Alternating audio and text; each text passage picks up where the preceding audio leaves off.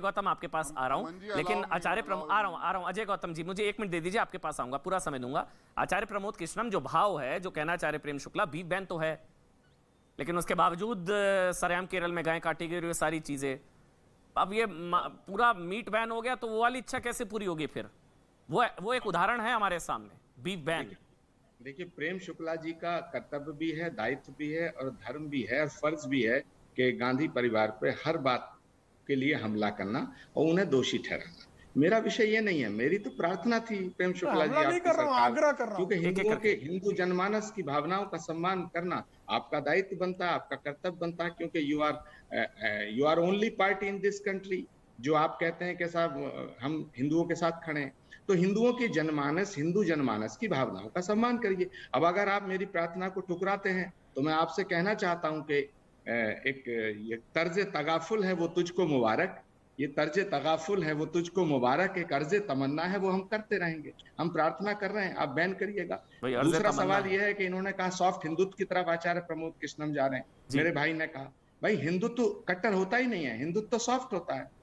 हमेशा क्षमा का नाम हिंदुत्व है, करुणा का नाम हिंदुत्व है, दया का नाम हिंदुत्व है, प्रेम का नाम हिंदुत्व है, सद्भावना का नाम हिंदुत्व है। मुसलमानों को गाली देने का नाम हिंदुत्व नहीं है, मैं उसे हिंदुत्व नहीं मानता। मुझे आज समझ नहीं आ रहा कि धर्म के लोगों को मारने का नाम हिंदुत्व नहीं है, माफ करना। ये हिंदुत्व जो है आचार्य जी, आज मुझे नहीं समझ आ रहा कि वो हिंदुत्व नहीं है और जो हिंदुत्व है वो कट्टर नहीं हो सकता। ये बात शायद मैं इस बात को आचार्य जी जीता भी हूँ और मानता भी हूँ। जैसा मैं कल था वैसा ही मैं आज हूँ। पता नहीं आचार्य जी मैंने जो सुना है वो राहुल गांधी के मुंह से सुना था। सिखों को मारने का नाम है हिंदुत्व, मुसलमानों को मारने का नाम है हिंदुत्व, ISIS और पता नहीं कट्टर क्या क्या हिंदुत्व, मैंने तो वो सुना था। और आज आपका हृदय परिवर्तन है, क्या है क्या नहीं है, ये बात तो आपको शायद उनको समझानी चाहिए। अमन चोपड़ा जी, मेरी परिभाषा कल भी हिंदुत्व की वही थी, आज भी वही है।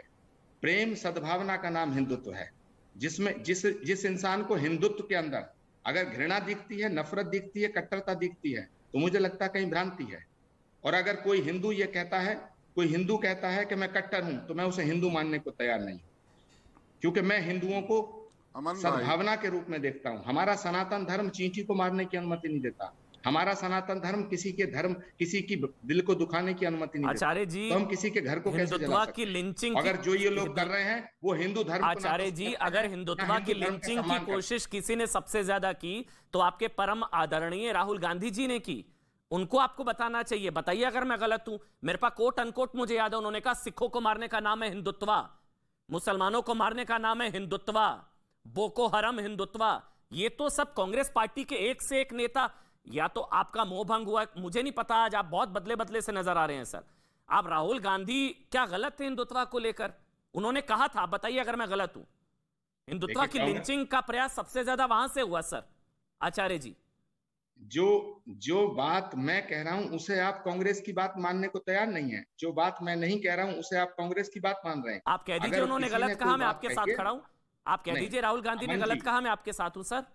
अमन जी, आप बहुत ही वरिष्ठ पत्रकार हैं और बड़े दिलेर पत्रकार हैं। आप इस बात को मेरा समर्थन करिएगा। कांग्रेस पार्टी के अंदर तरह तरह के लोग हैं। कांग्रेस पार्टी नाना प्रकार की विचारधाराओं, लेकिन मूल विचारधारा गांधी की विचारधारा थी। तो कांग्रेस पार्टी में मतांतर होते हैं। कांग्रेस पार्टी के अंदर इनर डेमोक्रेसी है। कांग्रेस पार्टी का कोई नेता अगर कहता है कि कट्टरता का नाम हिंदुत्व है, लेकिन आचार्य प्रमोद कृष्णन कह रहे हैं कि उदारता का नाम हिंदुत्व है, दयालुता का नाम हिंदुत्व है, दया का नाम हिंदुत्व है, क्षमा का नाम हिंदुत्व है, तो कांग्रेस पार्टी के बयान को आप मेरे बयान से क्यों नहीं जोड़ते? क्यों, मैं बता देता हूं। महात्मा गांधी, राष्ट्रपिता महात्मा गांधी गो हत्या के खिलाफ थे, लेकिन केरल कांग्रेस गाय काटती है, नंबर 1। नंबर 2, ये जो सवाल मैंने पूछा, राहुल गांधी कोई नेता नहीं है सर, शायद अगर मैं गलत हूं बताइए।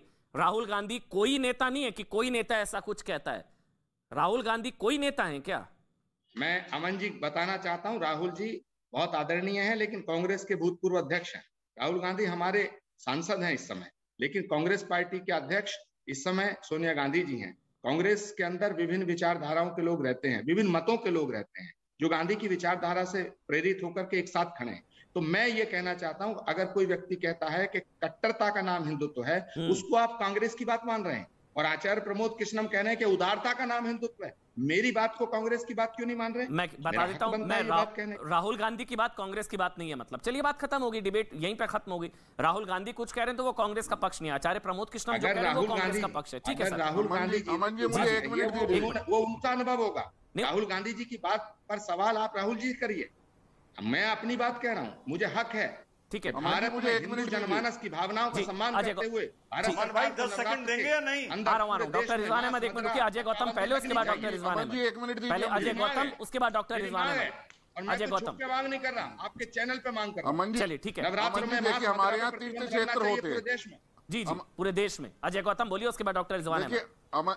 अमन जी, हाँ जी, देखिए अमन जी, हमारे यहाँ जो तीर्थ क्षेत्र होते हैं उस तीर्थ क्षेत्र के अंदर हमेशा मांस, अंडा, शराब इत्यादि के प्रतिबंध हो जाता है। चाहे हम हरिद्वार की बात कर लें, चाहे हम मथुरा की बात कर लें या हमारे अन्य तीर्थों की बात कर लें, वहां बंद हो जाता है। जब ये नवरात्र आते हैं तो उस वक्त में नवरात्रि के अंदर पूरा देश ही हमारा पूजा उपासना के कारण तीर्थ क्षेत्र बन जाता है। इसलिए पूरे क्षेत्र के अंदर, भारतवर्ष के अंदर इस तरीके से मांस इत्यादि की और नशीले पदार्थों की बिक्री पे होना चाहिए। ये इसका एक लॉजिकल कंक्लूजन है और धार्मिक कंक्लूजन है। दूसरी बात मैं आपको बता दूं, रिजवान भाई कह रहे थे कि भाई आप जो है मस्जिदों में जाइए और लाउड स्पीकर उतरवाइए, लेकिन रिजवान जी वो बात भूल गए जब कानपुर के अंदर एक एसडीएम और एडीएम गए थे एक मस्जिद में रेड करने के लिए और उस मस्जिद से AK-47 से एसडीएम की हत्या। अरे साहब 25 साल पहले की आप बात बता रहे हैं, 25 साल पहले की आप बात बता रहे हैं। अरे 25 साल को छोड़िए ना, मैं तो आपको मस्जिद की बात बता रहा हूँ, मस्जिद और AK-47 का कनेक्शन बता रहा हूँ रिजवान जी। अरे तो जब मोदी जी की सरकार है, योगी जी की सरकार है, तो आप किससे डर रहे हो भाई? अब क्या बहाना है? और तीसरी बात, रिजवान जी मुझे बात पूरी करने दीजिए प्लीज। कोई मुलायम रिजवान जी बात पूरी करने दीजिए, बात पूरी करने दीजिए। मैंने आपको सुना ना, बहाने पे बहाना, आपको बात पूरी करने दीजिए ना, बात पूरी करने दीजिए भाई। चलवाया जा रहा है ना, मैंने आपको नहीं टोका, आप मुझे टोक रहे हैं। चलवाया जा रहा है ना, ये भाईचारा दिखे तो सही, ये भाईचारा दिखता क्यों नहीं? हमारे लिए नवरात्रि है सर, हमारे लिए नवरात्रि है और उसी का मजाक उड़ाने के लिए एक पिक्चर बन जाती है नवरात्रि। ये कौन सी मानसिकता है? नवरात्रि जो पूजा और उपासना के लिए जानी जाती है, उसी को क्रिटिसाइज करने के लिए एक पिक्चर बनती है बॉलीवुड के अंदर नवरात्रि। हमारे शुरू से हमारे उसका मजाक उड़ाया जाता है। डायरेक्टर कौन था, उसका प्रोड्यूसर कौन था, पता लगाइए कौन था। आपको भी पता है कौन था, आपको भी पता है, मैं नाम नहीं लेना चाहता, आपको भी पता वो पिक्चर किसने बनाई थी जो नवरात्रि को क्रिटिसाइज और डिमोरलाइज करने के लिए नवरात्रि हो रही है। आप उसकी बात कर रहे हैं हमारे। अरे फिर उसको सेंसर बोर्ड किसका है? मैं वही आपको कह रहा हूँ, मैं वही आपको। सेंसर बोर्ड से वो पिक्चर पास कैसे हुई? अभी परसों मैं मेरठ के गोला कुआं नवसाड़ी गेट जो मुस्लिम बहुल इलाका है, वहां से मैं खुद आया हूँ परसों। चाय की दुकान भी खुली हुई नहीं थी। मेरठ की बात बता रहा हूँ मैं।